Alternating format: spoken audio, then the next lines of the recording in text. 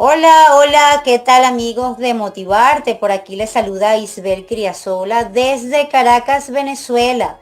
Y estoy acompañada hoy de una persona muy especial para nosotros, un invitado de lujo, que es Carlos Sigbar desde Argentina, licenciado en educación, conferencista, vicepresidente de la Fundación Educación Emocional. Y vamos a estar conversando en este podcast entrevista sobre un tema de interés para todos los formadores, educadores, bueno, y por qué no, para los padres que también son corresponsables en el proceso educativo. Educar hoy, un desafío posible. Carlos, bienvenido a nuestro espacio y bueno, gusto tenerte por acá. Un gran saludo para el hermano país de Venezuela y muy contento de poder compartir con usted. Bueno, ¿cómo no conversar con un especialista en la materia, verdad? Algo tan especial como educar en este tiempo, donde cada día más hay desafíos que afrontar. Me encantaría comenzar. Hay una frase que tiene Carlos Sidbar. Quienes le siguen seguramente la han leído, porque además tiene un libro, Bienvenido a la Educación Emocional. Un viaje hacia nuestros corazones, pasando por la mente, pensamientos, sentimientos y emociones. Eso es un temazo.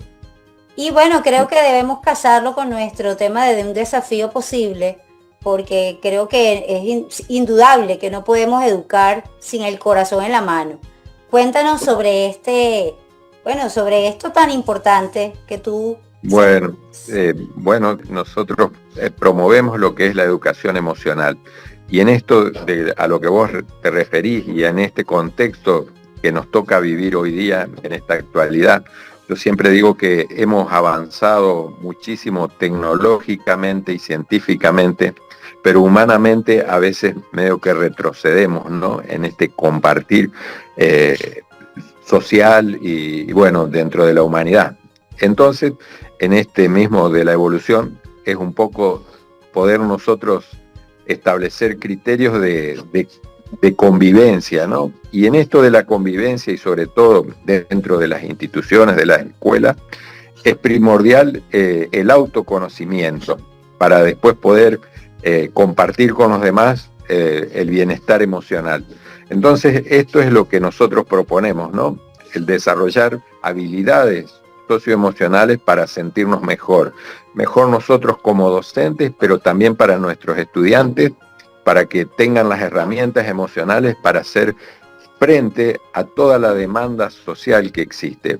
Y bueno, que esto puede estar atravesado por la diversidad de conocimientos, la virtualidad, la información, todo esto, y bueno, y el modo de vida que nos toca vivir hoy día. Entonces todo eso engloba a lo emocional. Yo debo estar bien emocionalmente para poder aprender. Yo debo estar bien emocionalmente para poder compartir, para poder estudiar, para todo esto, ¿no? Entonces es primordial y como primer paso esto del bienestar emocional. quiere decir, Carlos, que es una tarea de todos, no solamente del que acompaña pedagógicamente y académicamente hablando a esos educandos, independientemente de su edad. Estar motivados para incentivar a otros, enamorados de lo que hacen, se puede contagiar ese amor por estudiar. Cada día creo que es un desafío. Nos gustaría que nos compartas cuál consideras que es el mayor desafío en estos tiempos de la era digital, donde la inteligencia artificial va acompañando y que no podemos taparle el sol con un dedo. Llegó para quedarse. O sea, ¿cómo podemos realmente enfrentar este gran desafío? Este gran desafío también exige una reconversión de lo que es la escuela, ¿no? ¿Por qué? Porque antes la escuela era el patrimonio más grande que tenía era el conocimiento. Hoy día el conocimiento pulula por todas las redes, por todos lados. Entonces, esa reconversión de los docentes es en generar la curiosidad, la creatividad, el espíritu crítico. ¿Para qué? Para que con todo ese conocimiento construyan su propio aprendizaje, construyan esto, ¿no? Y en esto es un poco interesante cómo manejar esto de la virtualidad, de la tecnología. Y fíjate vos que hoy día estamos viendo ya las consecuencias de que los niños cuando comienzan desde pequeños a utilizar tecnología, estamos viendo un gran daño. Los que comenzaron a utilizar tecnología en el 2010, 2012, hoy son adolescentes. Esos adolescentes, algunos psicólogos lo llaman la generación ansiosa. ¿Por qué? Porque quieren seguir consumiendo tecnología. Porque la tecnología para el cerebro es como azúcar, quiero más y más y más y nunca me llena esto, ¿no? Entonces, en esto también tenemos que ser cautos los padres y los docentes en qué es lo que queremos del niño pequeño. Fíjate vos que el cerebro termina en desarrollarse a los 20 años, pero lo más fértil está en los primeros años de vida. Y en esos primeros años de vida, el niño tiene que ponerse en contacto con su entorno, su contexto natural. ¿Por qué? Porque necesita experimentar todo lo que lo rodea. Y después sí, incluir la tecnología. Y también, fíjense, en el tema de la lectura. Si yo le doy a elegir, nosotros decimos acá en Argentina el término fiaca, perezoso. Nuestro cerebro es perezoso. Y si tiene que elegir entre mirar pantalla y leer, va a elegir mirar pantalla. ¿Por qué? Porque ese pensamiento es concreto, no necesito pensar mucho. En cambio, si yo leo, ese pensamiento es abstracto y tengo que imaginarlo e interpretar lo que estoy leyendo, y ese ejercicio mental es mucho más rico.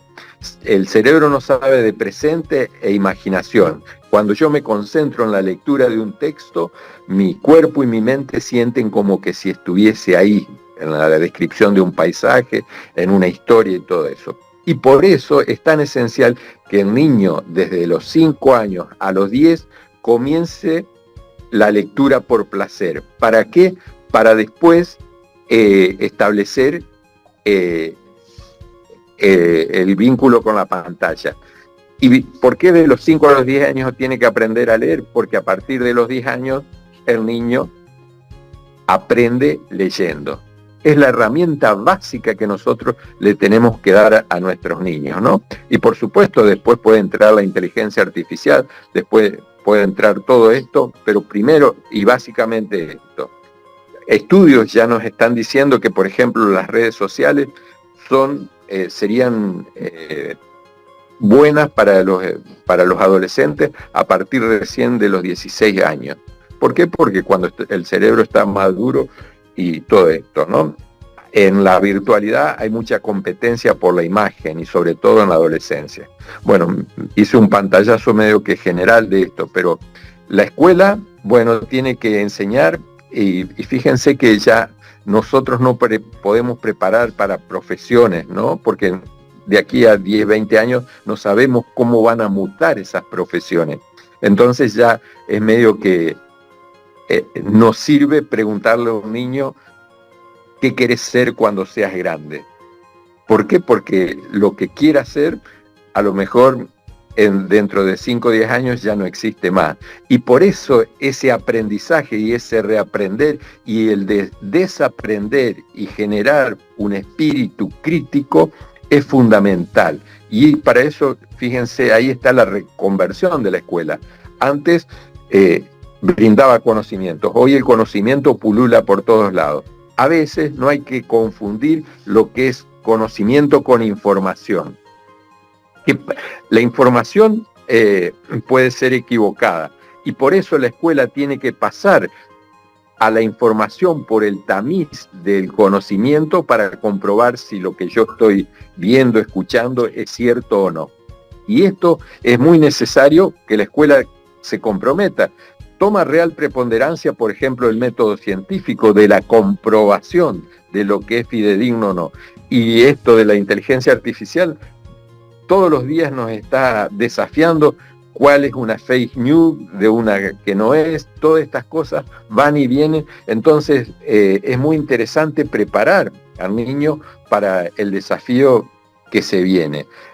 La mala noticia, cuando hablo con docentes, digo, la mala noticia está que ya no podemos enseñar como nos enseñaron a nosotros, como redondear esto. Me quedo con esa frase. Estoy totalmente de acuerdo con esto de que no podemos enseñar como nos enseñaron a nosotros. Y me quedo con esa frase porque, bueno, yo que estoy inmersa en contextos educativos, diversas instituciones que uno puede acompañar, visitar y estar presente, seguimos notando que aunque tenemos años muy claro en teoría cuál es el camino que debemos tomar para cambiar esta educación tradicional, los pupitres uno detrás del otro, que el educando medio lee, investiga, pero el docente es el que va y da una clase.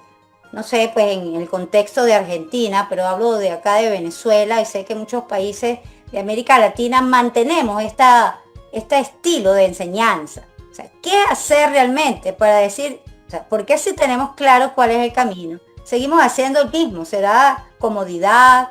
¿Qué me puedes decir sobre esto? Bueno, a veces nos cuesta cambiar porque, fíjense, esto que se llama siempre la zona de confort. La zona de confort me da seguridad. Entonces, yo digo siempre, hay que salir de la zona de confort, y cualquiera de mis oyentes puede decir, ¿para qué voy a salir si estoy cómodo acá? Pero esto es lo que a veces hay que incentivar, que nosotros para evolucionar, para progresar, debemos salir de esa zona de confort y animarnos a cambiar. A veces, un ejemplo, a veces yo en las charlas pregunto, ¿por qué los niños encuentran motivación en el recreo? Y siempre me dicen porque son libres, pueden jugar, pueden relacionarse más entre ellos. Y bueno, después digo yo, esto fue una pregunta capciosa, una pregunta tramposa. ¿Y cómo? ¿En el aula no pueden jugar? ¿Cómo? ¿En el aula no pueden interrelacionar? ¿Cómo? ¿En el aula no pueden ser libres? Y siguiendo con eso, ¿y cómo? ¿En el recreo no pueden aprender? Entonces, fíjense, nosotros hacemos estancos esos lugares donde queremos enseñar. Y en la vida no andamos entrando a la sala y saliendo al recreo. La vida es todo. Y entonces también esto es un poco lo que el desafío de hoy día, ¿no? Ese cambio que yo digo siempre que es invitarlos a los niños a encontrarle el sabor al saber.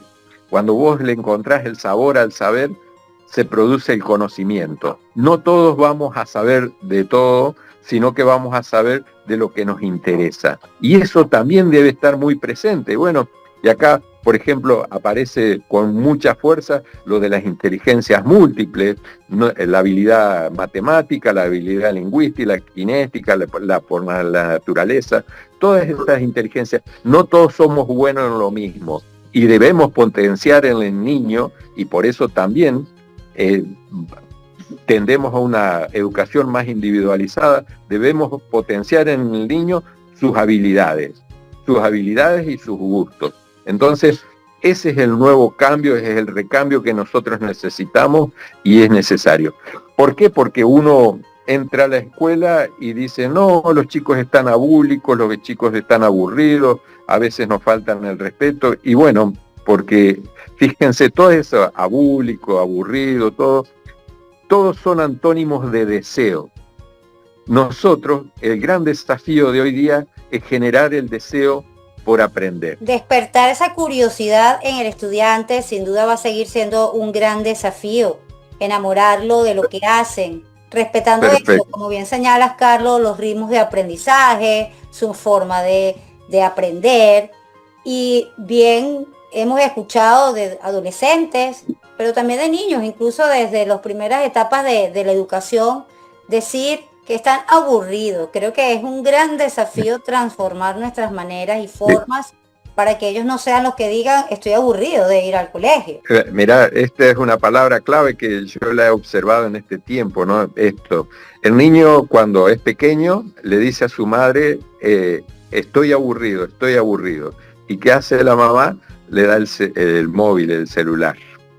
Entonces el chico no molesta más.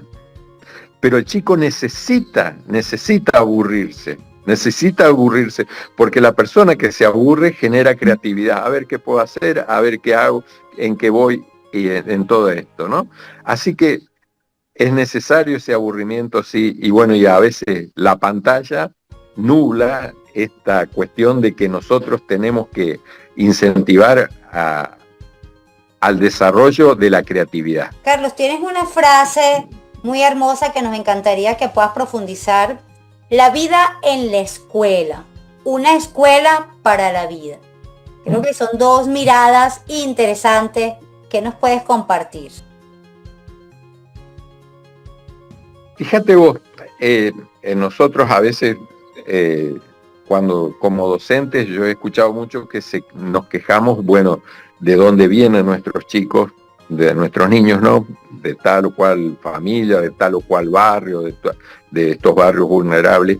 Y yo digo siempre que, bueno, los medios donde viven nuestros niños condicionan, son condicionantes.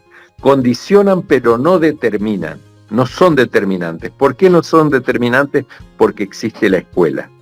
La escuela para algunos de nuestros niños es la segunda oportunidad. Entonces, yo digo también que la violencia escolar no existe, existe la violencia social que desemboca en la escuela. Y por eso nosotros tenemos que mostrar que otra realidad es posible. Esa vida en la escuela donde nosotros aprendamos a convivir, aprendamos a conocer, a hacer y a vivir juntos. Esto lo pide la UNESCO, ¿no? Para el siglo XXI. Y entonces, la vida en la escuela es eso, la convivencia y una escuela para la vida. En esa escuela nosotros tenemos que enseñar a nuestros niños a encontrar el propósito de vida. Decía Nietzsche, aquel que tiene un propósito encuentra todos los cómo. Entonces tener un propósito de vida, que el chico, bueno, tenga ese propósito de vida prosocial, la prosocialidad de hacer el bien sin esperar nada a cambio, y cómo yo me puedo ser feliz ayudando a los demás, compartiendo con los demás. Cuando mi entorno está bien, yo puedo ser feliz. No esa felicidad de libro de autoayuda, sino que la felicidad verdadera de poder compartir uno con otro nuestros saberes, nuestras experiencias, nuestros miedos. Todo eso es enseñar para la vida, enseñar para salir a hacerle frente a esto. Y sobre todo, desde la niñez, fíjate vos que es tan importante lo emocional. Un niño con buena autoestima, con alta autoestima, llega a la adolescencia y puede hacerle frente a todos los flagelos, desde el bullying, que un chico le diga, sos tal cosa. No, esa es tu opinión, yo considero que estoy bien, que no me afecta lo que vos me digas. Si ese chico no está bien de autoestima, dice, uy, mira, mi amigo me dice que soy tal cosa y a lo mejor tiene razón. La misma situación, de acuerdo a cómo nosotros la tomamos, así la vivimos. Y esto son herramientas que tiene que ir dando la familia, por supuesto, y la escuela también. Entonces, para desarrollar todos estos criterios de ese tránsito para la escuela, y preparar para la vida. Hagamos un ejercicio de memoria nosotros que recordamos de la escuela secundaria. Y bueno, recordamos de la escuela secundaria esa convivencia, lo que nos marcó más, ¿no? Y algún que otro tema de lo que nos ha gustado. Pero sí, cómo la pasamos ahí, cómo vivimos ahí esa instancia de convivencia más que nada y no de aprendizaje. Entonces todo esto es interesante. Esa vida en la escuela que enrarece los climas institucionales. Fíjate que para hablar de cómo nos sentimos en las escuelas, tomamos una palabra de la meteorología, clima. Entonces, ¿y qué enrarece esos climas que estén tormentosos a veces? El tema de la violencia social, la falta de comunicación, de cómo nosotros establecemos nuestras redes de contacto y cómo nos manejamos con los padres, entre colegas, entre docentes. Y para el docente algo vital que también le está interpelando mucho, es la soledad en la tarea. Cierro las puertas de mi aula y solita mi alma ahí para poder afrontar distintas problemáticas. Y por eso es necesario, y bueno, y agradezco esta invitación para que nosotros, los colegas docentes, podamos hablar de lo que nos interesa y lo que nos preocupa y nos ocupa. Maravilloso, estamos conversando sobre Educar Hoy, un desafío posible con Carlos Sydbar, quien nos ha compartido, ¿verdad?, esta riqueza. Seguimos algunos educadores como mirando solamente resultados, como un niño, un estudiante, productor de tareas, que debe sacar una A, que debe tener un 20 o depende de la escala evaluativa, sin hablar de evaluación, que sería otro podcast. Esto es muy interesante, y fíjate vos que la exigencia que se le impone a los niños para no equivocarse. Y esto, nosotros aprendemos, cuanto más equivocaciones tenemos, más aprendemos. ¿Por qué? Porque, y esto tiene que ser así, ¿no? Es necesario aprender del error y que no todo tiene que ser perfecto, sino que nosotros esa equivocación es maleable para a partir de ahí ser un disparador para sacar nuevos aprendizajes. Entonces sí, hay mucho camino por recorrer y por supuesto esto es interesantísimo para hablarlo, ¿no? Y desarrollar, también generar nuevas ideas. Yo siempre digo que en estos temas que yo presento son disparadores para que después pensemos juntos. Yo no enseño, sino que interpelo a pensar. Sí, vemos que es un camino que debemos recorrer en equipo y de la mano de los padres, formadores, educadores, para transformar una sociedad en lo que deseamos, en lo que aspiramos. A veces nos quejamos mucho de lo que tenemos, pero no hacemos nada para transformarlo. Entonces, bueno, es una tarea que debemos ir haciendo de la mano, y por eso hemos invitado a Carlos Sydbar, ¿verdad?, que bien nos has compartido ese viaje que debemos ir todos juntos para seguir adelante en este desafío, que sí es posible, claro que lo es, si le colocamos mente, cuerpo y corazón a lo que hacemos. Carlos, compártenos tus redes sociales para aquellos que estén interesados en continuar con lo que vienes trabajando y profundizar en eso. Mis redes sociales, bueno, pueden encontrar una página web donde hay bibliografía y bueno, y todas mis actividades, que es Carlos Sydbar, así como figura acá en la pantalla, carlossydbar.com.ar. Esa sería mi página web. También después me pueden encontrar en Instagram como Carlos-Sydbar y bueno, y también en Facebook Carlos A. Sydbar. No hay muchos apellidos así que es fácil encontrarlo. Y bueno, y agradezco un poco este contacto y por supuesto a disposición para cuando gusten charlar de otro tema y bueno, y también quedo abierto a cualquier consulta del público que ha visto este podcast. Un abrazo desde Venezuela para todos nuestros hermanos de Argentina.